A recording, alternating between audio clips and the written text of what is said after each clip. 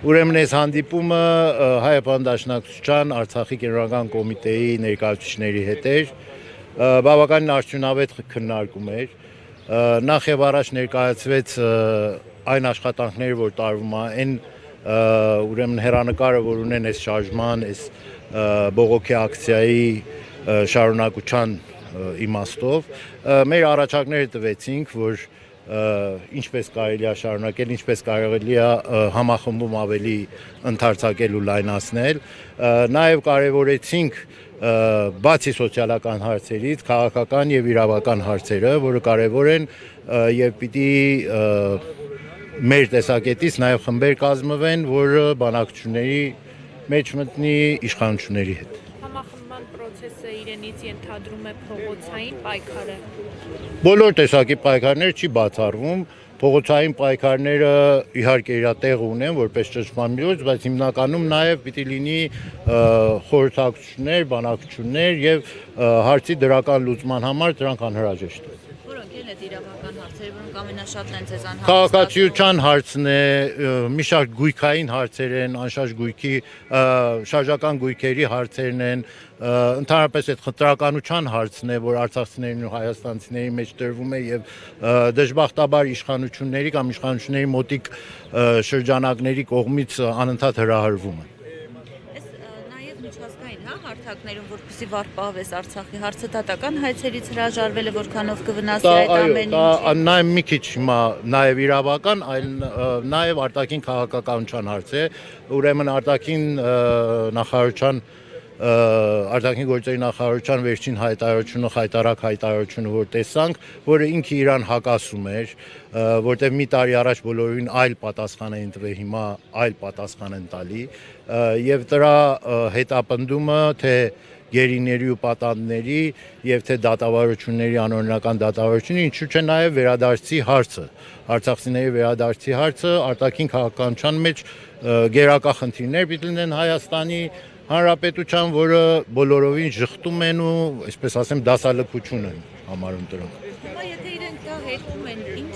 եք ակնկալում, երկխոսությունից իշխանությունների հետ, թե ավելի այլ հարթակներ։ Համենայն դեպս պիտի իրանք իրանց փաստարկները բերեն, իհարկե այլ հարթակներ միշտ գոյություն ունեն, ես դες չեմ թաքցնի նաև ասելու, որ Դաշնակցության հայդատի գրասենյակների հետ ուղղությամբ բավականին ակտիվ աշխատանք ենք տանում, մոտիկ օրերում դուք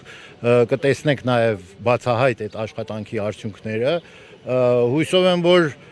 կկարողանանք այդ ճնշման միջոցով նաև Հայաստանի իշխանություններին ինչ-որ ճնշման ենթարկել, որը նաև Հայաստանի արտաքին քաղաքականության մեջ այդ հարցը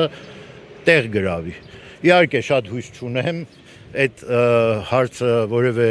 դրական լուծում ունենա, որտեղ միտումները արդեն երևում են, անընդհատ պարտվողական, անընդհատ զիջողական, անընդհատ դասալքության քաղաքականությունը երևում այս իշխանությունների, բայց ամենայն դեպս պետք է այդ լծակները օգտագործել արտաքին քաղաքականության մեր դեսպանությունների, մեր դիվանագիտական շրջանակների, որը որոշ տեղեր ձեզ ասում եմ արդյունք տալիս է։ Իհարկե ոչ բացահայտ։ Իշխանության ներկայացուցիչները պնդում են, որ նմանօրինակ քայլերը սպառնալիք են Հայաստանի Հանրապետության անվտանգությանը, նաև նշում են, որ այս ամենով փորձ է արվում բռնի տեղահանված արցախցիների հույզերի վրա խաղալով նորից փողոցներ լցնել, նույն արցախցիներին մսացու օգտագործելով։ Բավականին դատարկ եւ անիմաստ, ուղղակի անիմաստ հայտարարություններ են դրանք, ինչքան արցախցիների Արցախի հարցը, գերիների հարցը, պատանդների հարցը բարձրացվի միջազգային հարթակներում ավելի Հայաստանի դիրքերը կկամրանա, կպնդանա եւ այլ զիջումների, այլ պարտադրանքներից կկարողանա խուսափի այդ պահանջները ներկայացնել։ Ընդհանրապես բանակցությունների մեջ պիտի դու ունենաս քո պահանջների օրակարգը։ Երբ որ չունես քո պահանջների օրակարգը կամ անընդհատ միայն ենթարկվելու դիրքում ես, բնականաբար քո դիրքերը օրեցօր թուլանում է, օրեցօր նվազում է քո դիվանագիտական կարողությունները։ Շնորհակալություն։ Մի հարց։ Հայաստանի իշխանությունները երևի նկատել են, որ գերիներին այնպիսի հարցեր են տալիս, որ սլաքներն ուղղում են Հայաստանի ուղղությամբ եւ վերջերս սկսել են խոսել գերիների հարցից։ Հիմա դուք ինչ ճանապարհ եք տեսնում գերիների հարցը վերականգնելու Նայեք, ուրեմն գերիների հարցը մի նպատակ ունի Ադրբեջանը, գերիների հարցը այսպես թե լրատվական դաշտում պահելով Հայաստանի վրա ճնշում բանեցնելն։ Գերիները ինչ որ կա իրականությունը, ինչքան որ մենք իհարկե մեր տեղեկությունները միայն ադրբեջանական աղբյուրներից են, բայց համենայն դեպս Ադրբեջանը իր լրատվական արտացոլանքով ինչ որ կա եւ ինչ որ տեղի ունեն, նրա համար է որ Հայաստանին միջազգային առումով մեղադրանք հնչեցնի Հայաստանի դեմ տարբեր ասպարեզներում, թե ռազմական, թե իրավական առումներով։ Մեր հարցը նաեւ որ այդ ճնշումը թոթափելու համար, այդ ճնշումը նվազեցնելու համար մենք պետք ունենք միջազգային ատյանները դատապարտեն գերիների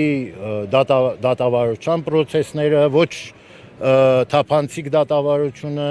եւ ընդհանրապես այդ մարդկանց գերի ընկնել այնտեղ։ Գերիները պիտի ազատ արձակվեն, եթե որևէ հակամարտություն ավարտված է։ Իսկ այդ դատավարությունը շինծու դատավարություն է, միայն նպատակը նաեւ որ Հայաստանի իշխանությունները Հայաստանի վրա ճնշում բանեցնեն։ Դա է իրականություն։